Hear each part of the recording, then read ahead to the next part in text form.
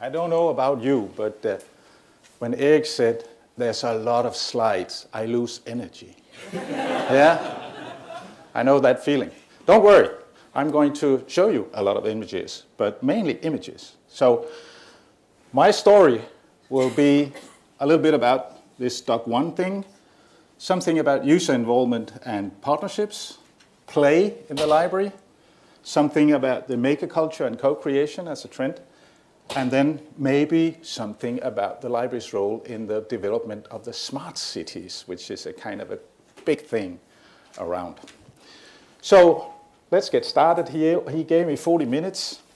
This is Doggen, or Doc 1, Doggen in Danish, Doc 1 in English, situated in the middle of Aarhus, an enormous project, 18,500 actually square meters, library and citizen services, some rental spaces, great outdoor areas, very, very high-tech parking facility, arrival center, but it is more than that. It is also a city investment that had to do with the opening of the river. The river was covered, with the road, and that has been opened, runs right straight close to the Dock 1. Some harbor spaces and squares. It's in Aarhus, like every other European harbor city, that the harbor functionalities have changed, and the harbor areas has been desolate, and what should we do with them? So this is a bit on that. It's also traffic regulation. There's a light rail running under the building, and it is climate protection for the city, because the building is built on an elevated area, and the harbor squares, they are also elevated to make a barrier towards the sea. And when the sea rises, this will block up to 2.5 meters over normal level. Also in the river, there's installed a barrier that will come up when the water gets high in the sea, so it won't run up the river stream. And there's a pump on the land side that will pump the water from the stream out into the harbor, if that occasion happens. So this is actually the largest construction project in the history of Aarhus municipality. A lot of money involved. 280 million euro is what it cost, the total project. We got about 100 million from a Danish foundation that supports modern buildings and so on. We sold the old main library. We have capitalized the rental income. The municipality poured in more than almost 120 million in various types of projects that should have been done anyway. The harbor squares, the opening of the river, etc. And then we got a little bit more money from the two other foundations to specific things in the library. So it gave us a much bigger area than we have had before. It gave us a very special place for kids and their families, a lot of technology in the building, lots of new activities. Just to give you an idea of how long does this take, 1998, I was head of a group of civil servants in Aarhus that should point out a new place to build a new main library. And in 2003, the city council agreed on an investment plan, gave us some of the money that we needed. And in 2009, eventually, we had a competition, and it was won by the Smidhammer and Lassen architects. And then in 2011, we had the groundbreaking, and 2015, we opened the library. So from 1998 to 2015, 17 years of my best years were spent. I lost all my hair in that period of time. But it was extremely interesting. And again, just to recollect, 1998, that was when Google came about. 2004, Facebook. 2007, the iPhone, the smartphones. So that, just to thinking about a building with books was hopeless in that period of time. That could not only be the decisive thing about this building. So it was also about a placemaker, something to be significant in the city. Now, this is actually one of the most prominent spaces in the city. That is where the Vikings came up and sailed up along the stream. They had a big shipyard some kilometers in the inside in 800, 900 years after Christ.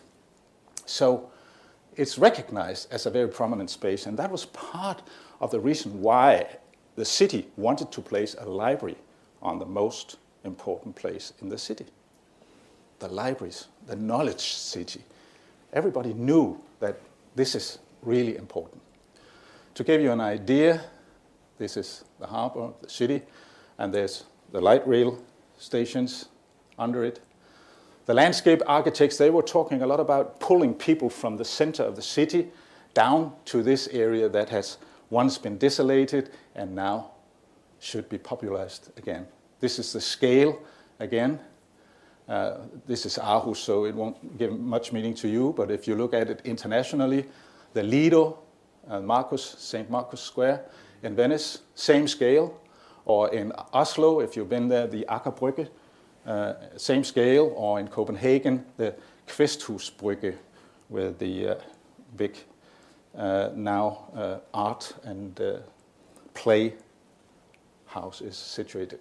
So the basic principle is 9 big columns and a roof smack on top of it. The media space, the city floor, and the roof top. This again, a scale. Not far from Dog 1 is the biggest cathedral in Denmark, Aarhus Doms Cathedral.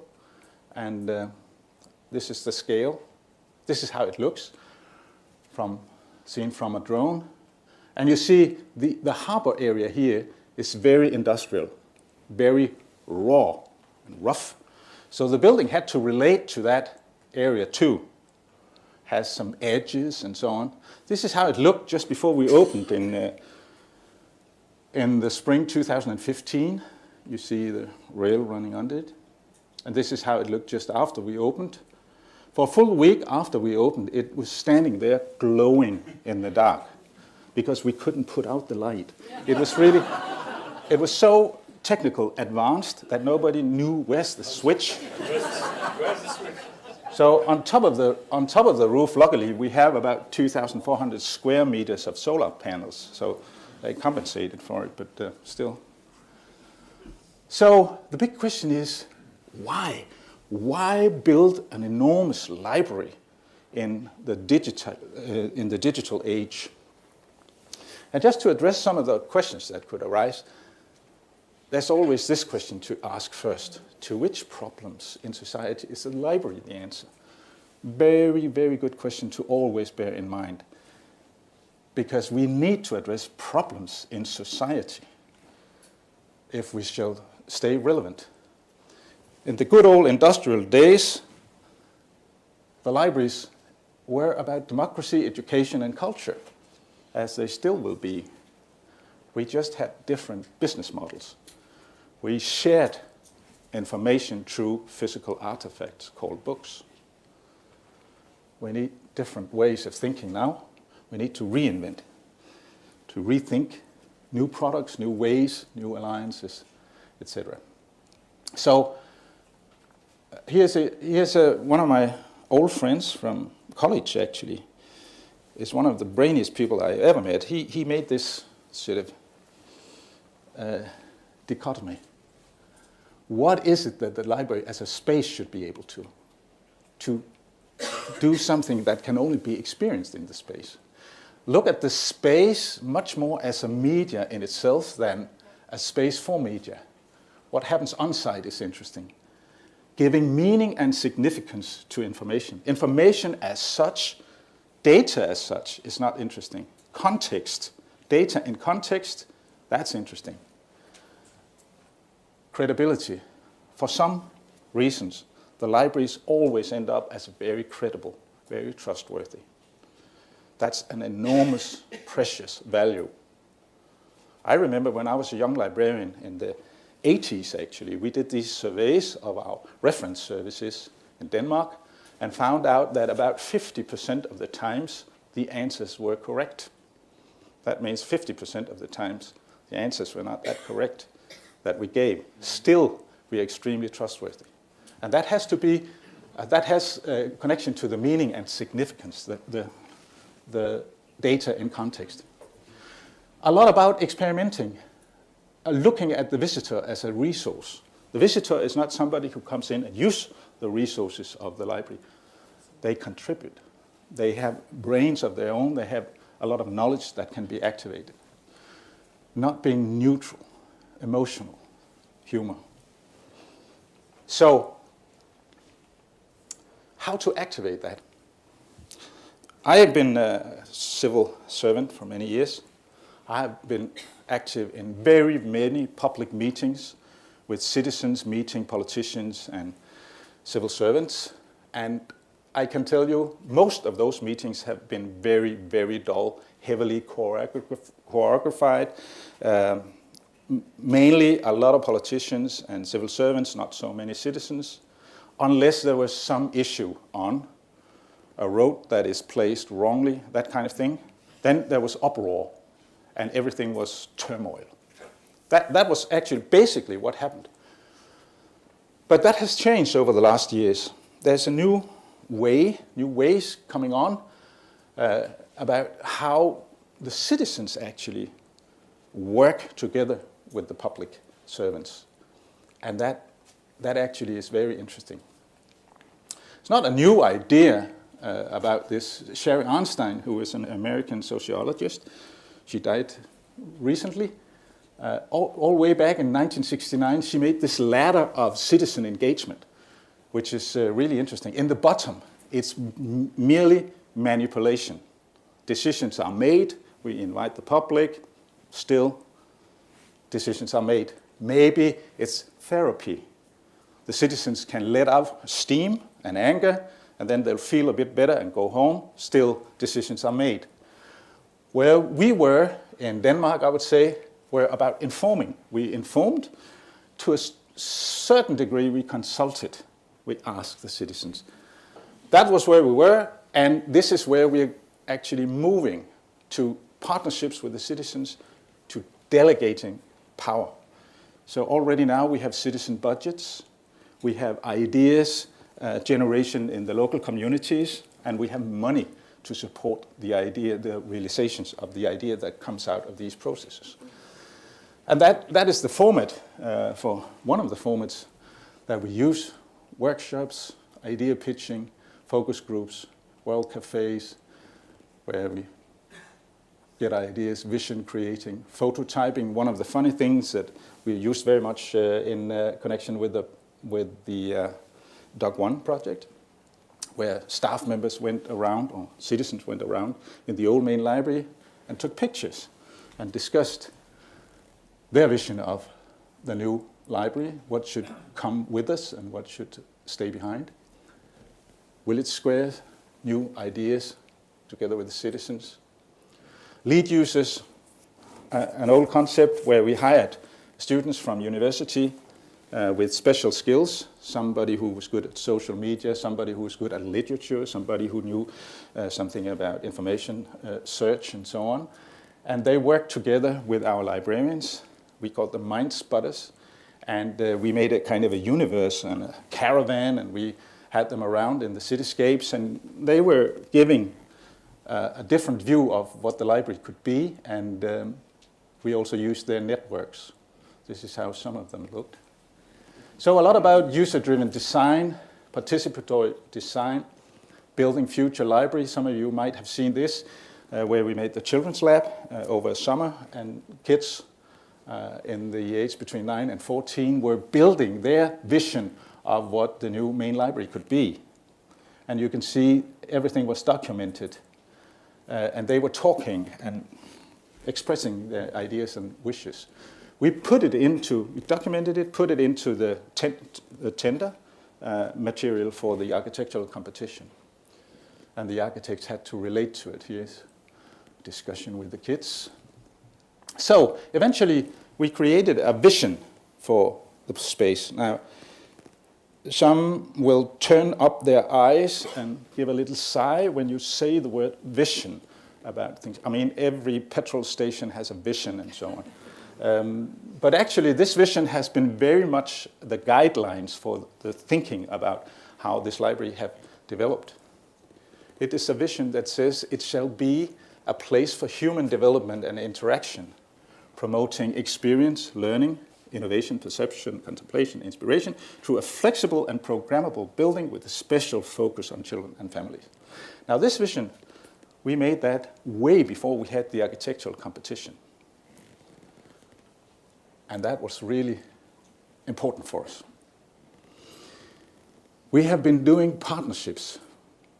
We started in the old main library, and we have taken it to another level with Doc 1, where we place new resources and skills in the library. They give us a lot of content. So another way of looking at the library that we stole many years ago from UK is the idea of the community center. We call it the mash-up library. You know, a mash-up is a homepage, a website, where you bring in content from other sources. Someone else will maintain the TV program or the weather forecast or whatever you mash into your website. You can use technologies like web service or widgets or the like. So we took that concept and brought it back to the physical space and said, okay, so if we want services that somebody else will maintain, how are we going to go about it? And we use the partnerships to do so.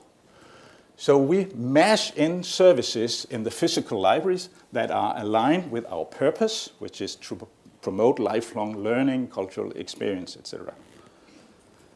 And somebody else will maintain it. That will typically be from the civil society. That could be NGOs, volunteers, all kinds of institutions, or from the public sector. It could be learning institutions or healthcare institutions, etc. So they come in to the physical library and do their thing. What we provide is the space. We put it in the program. We organize around it, and so on. Our staff consults the partners, and then the partners come and do the job. That is extremely feasible. There's no money between us.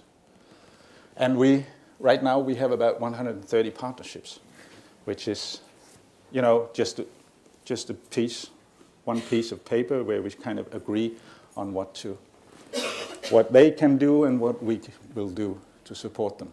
That gives us a very high activity level. This is 1 week in November last year, 42 activities, most of them done in partnerships. Very good business model.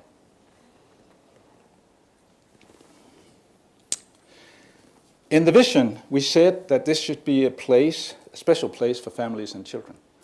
And one of the things that we have been working a lot with is play, the idea of play in the library.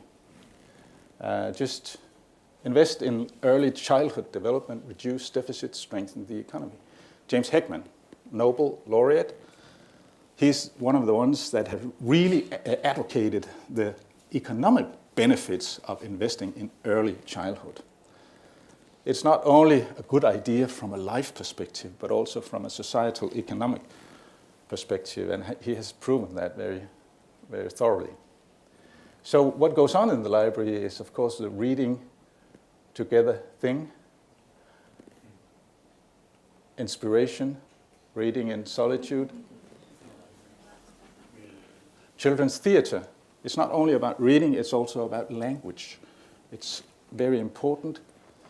And then some of the things that we actually experimented a lot with in our old main library, the interactive floor, which we started way back in 2002, working together with the University of Aarhus, the technical department, and created this. It now contains about 15, 16 different games and plays, some very educational, some just for fun and movement. And it has actually spurred a startup. It started in the university area and now has become a business that sells these floors. Healthcare info, of course, for young mothers. Gaming is a big thing. We teach kids we have 2 librarians that are really very much into gaming, and they teach kids how to make games. We have the old consoles. Sometimes we have to move away the fathers so the kids can use it. Here's a gaming school going on. This guy sitting up here is a librarian teaching the kids how to make a game. But of course we have the old traditional games too. Creative play, creation, of course a lot of Lego in all kinds of sizes and different things. But it's not only about the play as a kind of vehicle for learning. Play has its own meaning. That was one of the things we learned very early on in our work with the University of Aarhus. They said, yes, it's true that if you play a lot as a kid, you'll be more social, you'll probably be a better learner, etc. But play is a life thing. It's an experience. It's like literature or art. It has its own meaning. It's good because it's good. And that is an interesting concept that we have tried to follow. And that gives a certain priority to play in the library. That means actually that play is just as important as art or literature in the library of Doc 1, which can be controversial for some. But there's singing and lectures. Of course you can eat. Just a little video. Play is one of the most important ways for our children to express themselves culturally and to create their cultural identities as children. Families at Play in the Library has worked with bringing play into the physical library and especially with how the whole family can be inspired to play together. This film presents the project's most important lessons learned. Media and toys play an essential role in children's socialization, and therefore games and playware are a necessary and important part of the library's activities. Create playrooms or areas that appeal and inspire to play. Too staged in rigorous environments can be intimidating to the users. An environment with many possibilities to play, which appeals to both the senses and physical activities, work better than structured play that needs introductions to the rules. Families start playing much easier when they immediately see the possibilities of play. Parents often bring their children to the library with the purpose of reading or borrowing media. It is important to inform parents that play culture is part of the library service. A way to involve the parents is to appeal to their inner child and to make it clear that playing is both allowed and encouraged at the library.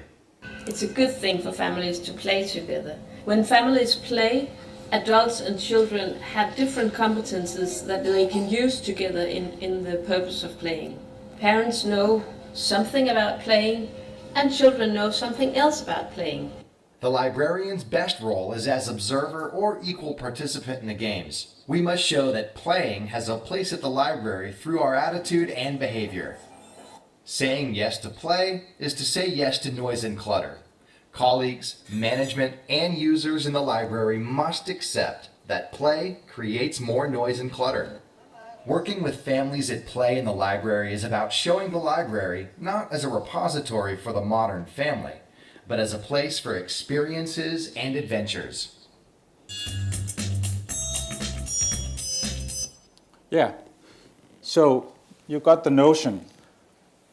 Now I'm going to talk a little bit about maker culture, co-creation. You know the concept of maker spaces, of sharing, of making something better that already exists, the maker spaces, the Fab Labs. Now I know here in the Netherlands you have movable Fab Labs for some libraries, etc.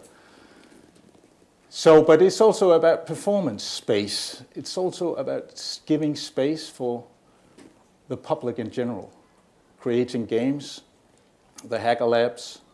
We have a concept called People's Lab, where we have helpers coming in, our partners, and helping people with different technologies. General idea pitching. This is from one of the maker spaces where you see old people and kids together, grandfathers and grandsons working. And this guy is from an entity called Open Space Aarhus, volunteers, typically tech students that comes and help us with their knowledge. It can be really messy. This is from the old main library. And we are members of the Mini Maker Faire Association and makes these maker fairs in Dock 1. We have the Coding Pirates, which is a national union where kids after school can come and learn how to code. And then, of course, the design thinking methods that we have been working with together with the Chicago Public Libraries, supported by Gates Foundation, and made this design thinking toolkit that is free, available on the net.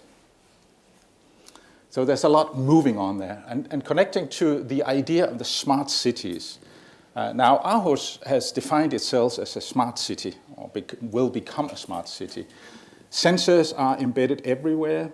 Big data are generated. Internet of Things are here. 5Gs will be here in a moment. And what is interesting here is that this is not enough. Its technology in itself is not enough. And this quotation is good, I think. Urban performance depends not only on the city's hard infrastructure, physical capital, but also, and increasingly so, on the availability and quality of knowledge, communication, and social infrastructure, human and social capital. I love that quotation. This is all about libraries. Aarhus, big city in Denmark. Actually now we're 340,000. Big number of inhabitants in the area. One of the, well, it used to be top 100. Now we have dropped to top, well, about 107, I think. Young city, top ranked, smart city. We do a lot now. We also do a lot in the library. We work together in EU projects. We get funding. We work very closely together with the university. And this is one of the projects that we run. We have made this robust platform where we can show data, the big data that is actually exhibited on the city's platform for big data. We built the platform. Our IT department built that platform that has all the sensor data freely available for all. On top of that, we have these events. This is an example, Open Culture Days. All the data that is generated on the city platform regarding culture is available. We make a hackathon. We invite young developers to work for a weekend in the library. We have prizes. We have evaluators. Some of the hotshots in the business will come and look at what the kids or young people have created. And they work hard. These guys, they won. They made a service on top of data that has been put on the platform by volunteers from the city archive who had put the data in. So it's two-time volunteerism that actually create a company, because the price is a day with a solicitor and an accountant and setting up a business. And they now have a little business where they sell these services, which is an app, to archives around in Denmark. The same, Open Energy Days, Open Tourism Days. Again, we take the data that is relevant within the sector of tourism. We invite developers to the library to come work with the data, and it's a feast. We do design thinking camp, service jam, etc. We find new formats, and that's interesting, to think about human formats in the physical library, new formats of meeting, of working together, of learning. We have the Internet Week Denmark, which is a national festival, mainly happening on Dock 1 in Aarhus. A lot of participants, a lot of events, etc. We are now in the just north of Dock 1, on the harbor area. There's this enormous space for all kinds of events and sports and so on. That is embedded with sensors, and we have just established a big screen here where we expose a lot of the city data in various understandable formats. And that's going to be, this is our newest development. we are making a platform for digital citizen involvement in democratic processes in the municipality, where the idea is that we have a way or different ways of engaging digitally that the city servants can use, setting up a process on any issue that would be interesting politically for the citizens. This is how it looks when we have a maker fair. The usual 3D printers and laser cutters and you name it. Always very popular. You see people are crowding around it. This is a drone workshop. You see the girl, she's flying a drone here. Wow. Coding Pirates at Duggan, Lego Mindstorm, and more. This is our newest employee, the robot Norma. She's a humanoid and she has learned to speak quite well Danish. Here she's telling stories to a kindergarten class. She's interesting because she has all the movements of a human being. She keeps eye contact, she follows you and that kind of thing. We have now 2 projects with her. One where she will be the interested listeners to reading aloud for kids who might not be that good, but she's very supportive and helpful and so on. That's the one project. The other is to connect her with IBM's Watson, to make her the most brainy librarian in the world. We'll see if that happens. But the project is there. We are working with IBM Denmark on that project now. So this, of course, leaves us with a lot of questions to the staff. So staff competencies, what are they now? They're about teaching. They're about tutoring. They're about being facilitator. This girl, by the way, that was the process about having the kids formulating their dreams of what the new main library should be. This girl, she said she wanted to hear birds singing in the library. Eventually, first we didn't know what to do with that, but eventually we installed 2 soundscapes in the library. So now we have soundscapes that can actually create bird singing and all other sounds and so on. But also being a project leader, developer, and of course professional host with a very service-oriented mindset. To give you an idea, we have about 1.3 million, actually 1.4 in 2017. So a lot of people are coming to Doc 1. This is almost 3 times as many as we had in the old main library, which was very well visited. And what has really become very obvious for us is now families with children, which is very much aligned with our vision. A lot of students all the time. So we have to nudge the students a little bit away from the families and children's area and so on. But this is actually what happens. So in broad terms, you could say that the libraries have moved away from the transaction-oriented business case, where everything was optimized by logistics around the physical book, to a much more relation-oriented way of connecting to the citizens. This is another quotation that I love.